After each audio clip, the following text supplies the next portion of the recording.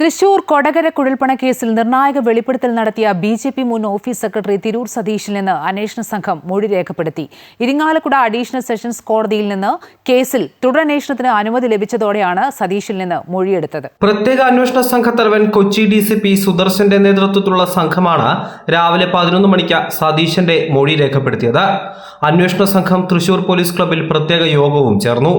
ജില്ലാ ഓഫീസിൽ വന്ന കള്ളപ്പണത്തെക്കുറിച്ച് വ്യക്തമായ വിവരം പോലീസിന് കൈമാറിയെന്നും തന്റെ കയ്യിലുള്ള രഹസ്യ സ്വഭാവമുള്ള രേഖകൾ സമർപ്പിച്ച് പോലീസിനോട് പറയാനുള്ള എല്ലാ കാര്യങ്ങളും പറഞ്ഞുവെന്നും മൊഴിയെടുക്കലിന് ശേഷം തിരൂർ സതീശൻ മാധ്യമങ്ങളോട് പറഞ്ഞു.